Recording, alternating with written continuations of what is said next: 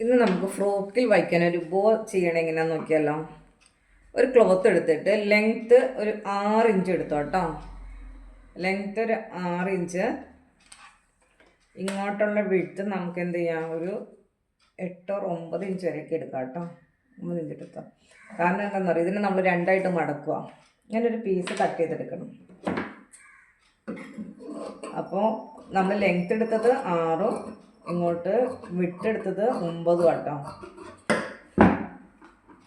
അങ്ങനെ ഇങ്ങോട്ട് 9, ഇങ്ങോട്ട് 6 ഇഞ്ച് കേട്ടോ. എന്നിട്ട് നമ്മൾ എന്ത് ചെയ്യുക, ഇതിനെ നീളം നമ്മൾ എന്താ പറയുക വീതി എടുത്ത് അതിലേക്ക് ഇങ്ങനെ മടക്കുക കണ്ടോ. എന്നിട്ട് നമ്മൾ എന്ത് ചെയ്യുക, ഇങ്ങനെ ചുറ്റും അടിച്ചെടുക്കണം. ചുറ്റും അടിച്ചെടുക്കണം കേട്ടോ.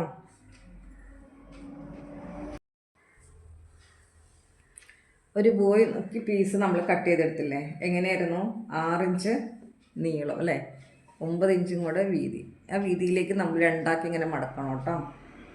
മടക്കിയതിന് ശേഷം നമ്മൾ എന്ത് ചെയ്യുക, ഈ 4 മൂല തയ്ച്ചെടുക്കുക. പ്രഷർ ഫുട്ട് അളവിൽ കണ്ടോ. പ്രഷർ ഫുട്ട് രണ്ടകത്ത് നിൽക്കണം, അതാണ് പ്രഷർ ഫുട്ട് അളവെന്ന് പറയുന്നത് കേട്ടോ.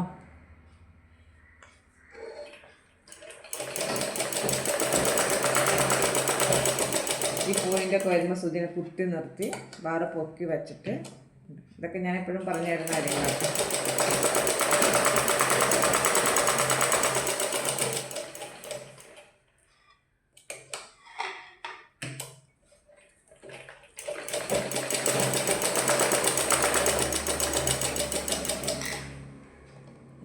അടിച്ചെടുത്തതിന് ശേഷം ഇവിടെയും കൂടി വേണേൽ അടിക്കട്ടെ. അപ്പോൾ ഫോൾഡറിന് അടിച്ചില്ലെങ്കിലും കുഴപ്പമില്ല.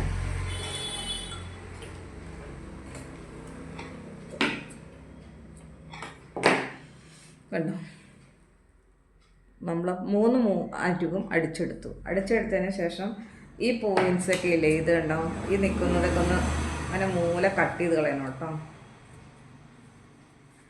ഓരോ മൂലയും സ്റ്റിച്ച് തട്ടാത്ത രീതിയിൽ ഇങ്ങനെ, എങ്കിൽ ആ പോയിൻ്റൊക്കെ ക്ലിയർ ആയിട്ട് വരുള്ളൂ.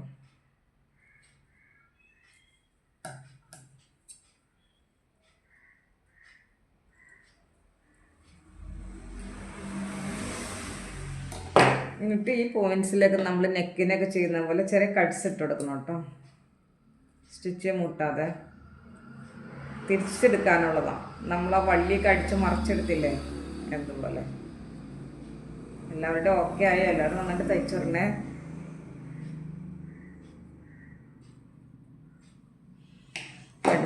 ഇനി നമ്മളിത് മറിച്ചെടുക്കണം എങ്ങനെയാണെന്ന് വിചാരിക്കും അല്ലേ. കാരണം മീൻസ് എല്ലാ ഭാഗവും അടിച്ചെടുത്തു, ഇനി എങ്ങനെയാണ് ഇത് മറക്കണമെന്ന് പറയും അല്ലേ. അപ്പം നമുക്ക് എന്ത് ചെയ്യാം, ഇതിൻ്റെ ചീത്ത വശം ഇതേ ഓക്കെ, ഇതിൻ്റെ ചീത്ത വശം നമുക്ക് എന്ത് ചെയ്യാം, ഇങ്ങനെ പിടിച്ചിട്ട് ചെറിയ ഹോളിട്ട് കൊടുക്കാം. അത് ഇങ്ങനെ ഒന്ന് കട്ട് ചെയ്താൽ മതി. ഇപ്പം ഇങ്ങനെ നിൽക്കുമല്ലേ. ഇപ്പം ഇരിക്കണമെന്ന സംഭവം എന്താ ചെയ്താൽ നമ്മളിങ്ങനെ വിടർത്തി ജസ്റ്റ് ഒന്ന് വേണ്ട ഒന്ന് നോക്കണ്ട. ഈ പോയിന്റിൽ നമുക്ക് എന്ത് ചെയ്യാം, ചെറിയൊരു കട്ട്സ് ഇട്ട് കൊടുക്കാം. അത് അകത്തേക്ക് പൊക്കോളും, മനസ്സിലായല്ലേ. എന്നിട്ട് എന്ത് ചെയ്യുക, ഇതിലൂടെ നമുക്ക് തിരിച്ചെടുക്കണം. ഈ പോയിന്റിലൂടെ നമുക്കിതിനെ തിരിച്ചെടുക്കണം.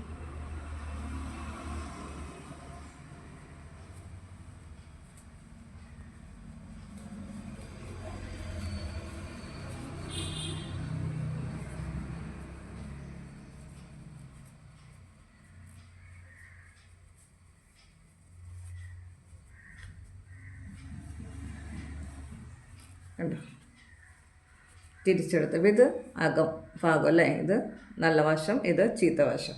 എന്നിട്ട് നമ്മളിന്ന് അയൺ ചെയ്തെടുക്കണം കേട്ടോ. ഒന്ന് അയൺ ചെയ്തെടുത്തതിന് ശേഷം ഈ പോയിൻ്റൊക്കെ ഇല്ലേ, ഇതൊക്കെ നിൽക്കുന്നുണ്ടോ, ഷേപ്പ്ലെസ് ആയിട്ടല്ലേ നിൽക്കുന്നത്. അപ്പോൾ നമുക്ക് എന്ത് ചെയ്യുക, ഇതുപോലെ ഒരു റിഫില്ലറോ എന്തെങ്കിലും വെച്ചതുകൊണ്ട് അതിൻ്റെ ആ പോയിൻറ്റ്സൊക്കെ ഉണ്ടോ ഒന്ന് കറക്റ്റായിട്ട് എടുക്കാം കേട്ടോ. നിർത്തിയെടുക്കാം ഓരോ പോയിൻറ്റ്സും.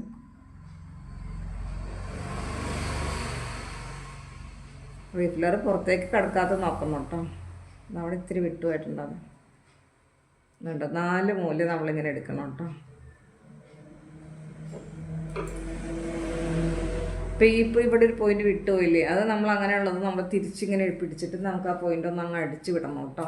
അങ്ങനെയൊക്കെ വന്നാൽ ഓക്കെ, എന്നിട്ട് തിരിച്ചെടുക്കാവുള്ളൂ. അല്ലെങ്കിൽ അതാ ചെയ്തു വരുമ്പോൾ അതൊരു ഭംഗിക്കുറവായിട്ട് വരും കണ്ടോ. അപ്പോൾ നമുക്ക് എന്ത് ചെയ്യും, ഇങ്ങനെ ഒരു പീസ് കിട്ടില്ലേ. നമ്മൾ 6 ഇഞ്ച് നീളത്തിലും 9 ഇഞ്ച് വീതിയിലും ഒരു തുണിയെ കട്ട് ചെയ്തെടുത്തു. അതിനെ രണ്ടാക്കി മടക്കി നമ്മൾ എന്ത് ചെയ്തു, 3 വശവും നമ്മൾ അടിച്ചെടുത്തതിന് ശേഷം ഒരു സ്പേസ് കൊടുത്തിട്ട് നമ്മൾ മറിച്ചെടുത്തു. എന്നിട്ട് എന്ത് ചെയ്യുക, ഈ പോയിൻ്റ് നമ്മളിത് ഇങ്ങനെ പിടിക്കണം.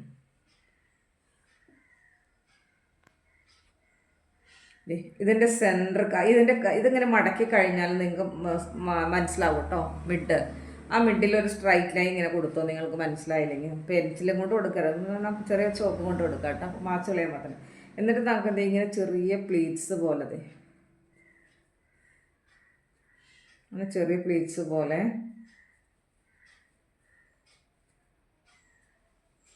കണ്ടോ,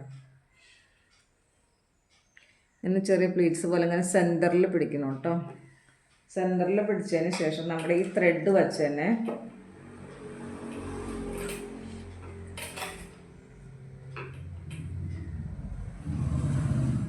ചുറ്റിക്ക് നന്നായിട്ട് പ്ലീറ്റ്സ് ആയിട്ട് പിടിക്കണം കേട്ടോ. ഒരു ത്രെഡ് എടുത്തിട്ട് നമ്മൾ എന്ത് ചെയ്യാം, ജസ്റ്റ് നന്നായിട്ട് ടൈറ്റ് ചെയ്ത് പിടിച്ചിട്ട് ചുറ്റും റൗണ്ട് ചെയ്യുക. നന്നായിട്ട് ടൈറ്റ് ചെയ്ത് തന്നെ കൊടുക്കണേ. ടൈ ചെയ്യുമ്പോൾ നന്നായിട്ട് ടൈറ്റ് തന്നെ കൊടുക്കണമെങ്കിൽ അത് നന്നായിട്ട് വരുള്ളൂ. എന്നിട്ട് നമുക്കിതിന് ലോക്ക് കൊടുക്കാം, കെട്ടിക്കൊടുക്കാം. ഒരു 2 കെട്ടാൻ കെട്ടും കേട്ടോ.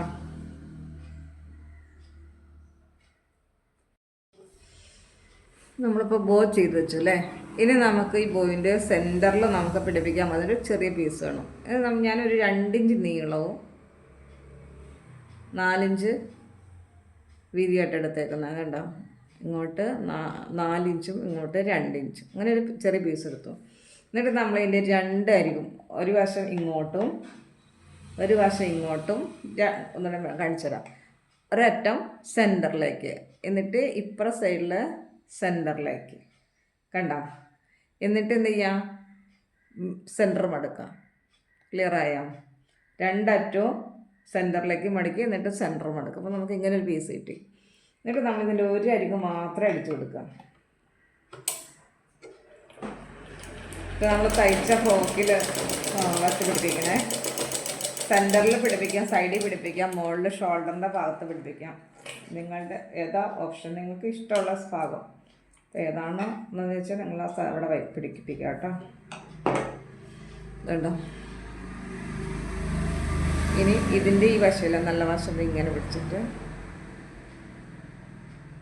ഇതിലേക്ക് നന്നായിട്ട് ടൈറ്റ് ചെയ്ത് ചുറ്റണം കേട്ടോ. ഇതിനെ പിടിച്ചിട്ട് നന്നായിട്ട് ടൈറ്റ് ചെയ്ത് ചുറ്റണം.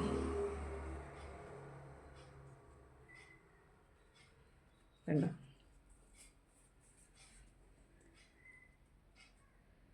മനസ്സിലായോ? എന്നിട്ട് ഇവിടെ നമ്മളൊരു സൂചി നൂലും വെച്ചിട്ട് തുന്നി കൊടുത്താൽ മതി കേട്ടോ. സൂചി നൂലും വെച്ച് തുന്നി കൊടുത്താൽ മതി. ഓക്കെ.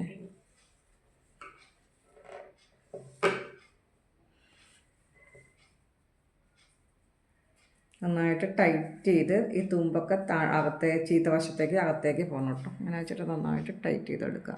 എല്ലാവരും ചെയ്ത് നോക്കണേ.